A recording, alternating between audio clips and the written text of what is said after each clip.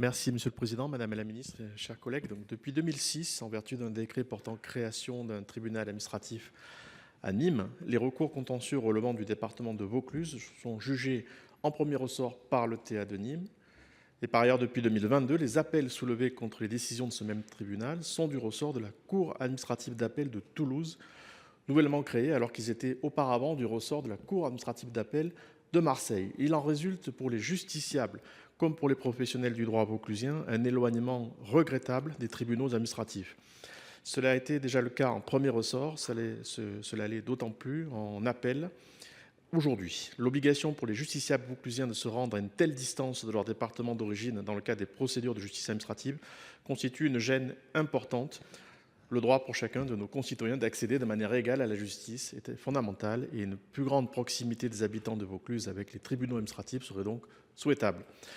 Dès lors, Madame la Ministre, quelle est la position du gouvernement sur la possibilité d'un redécoupage plus juste de la carte de la justice administrative, notamment en vue de faire dépendre le Vaucluse tout simplement de la Cour administrative d'appel de Marseille, qui n'aurait jamais dû quitter?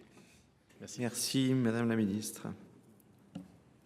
Merci Monsieur le Président, Mesdames et Messieurs les sénateurs. Monsieur le sénateur Jean-Pierre Blanc, Jean-Baptiste, pardon, excusez-moi. Monsieur Jean-Baptiste Blanc, je vous prie d'excuser l'absence du garde des Sceaux. Le 1er janvier 2022, la Cour administrative de Toulouse est devenue la 9e Cour administrative d'appel de notre pays.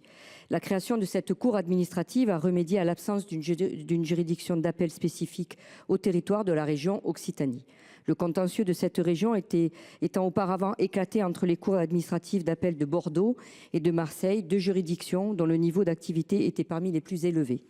À ce titre, la future Cour était appelée à devenir le juge d'appel des 3 tribunaux administratifs de la région Occitanie, à savoir Toulouse, Nîmes, Montpellier.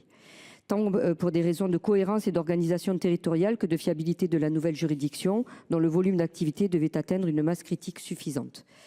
Restait à choisir pour le siège de cette juridiction entre 2 options solides, Toulouse ou Montpellier. Sur ce point, ce sont des considérations pratiques et budgétaires qui ont permis de retenir l'hôtel de l'Estanque de Toulouse. Ce site était en effet à la fois l'option de loin la moins coûteuse et la moins seule dans l'état du bâti, permettait une ouverture rapide. Le ministre de la Justice est conscient que les questions de découpage territorial sont toujours redoutables et les réponses qui peuvent y apporter ne sont jamais exemptes des reproches. Nous avons tous à l'esprit les critiques et les débats parfois vifs qui ont accompagné la loi du 16 janvier 2015 relative à la délimitation des régions. Toutefois, le rapport de nos concitoyens avec la justice administrative ne doit pas se limiter à une vision de proximité géographique.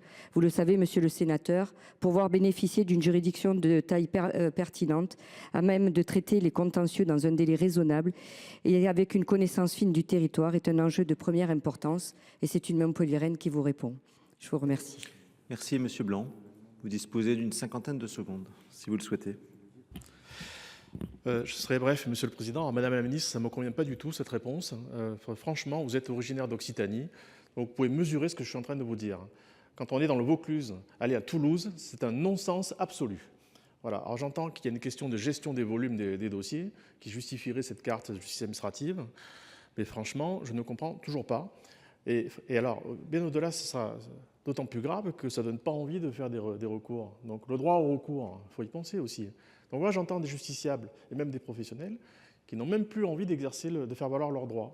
Voilà. Dans la perspective d'aller à Toulouse, c'est qui leur fait perdre une journée. Enfin, vous connaissez tous ces sujets. Voilà. Alors, je ne comprends pas pourquoi on ne remet pas le sujet sur la table. On doit pouvoir rationaliser la gestion de la justice administrative et se poser les vraies questions des géographies. Voilà, je ne comprends pas. Merci. La parole est à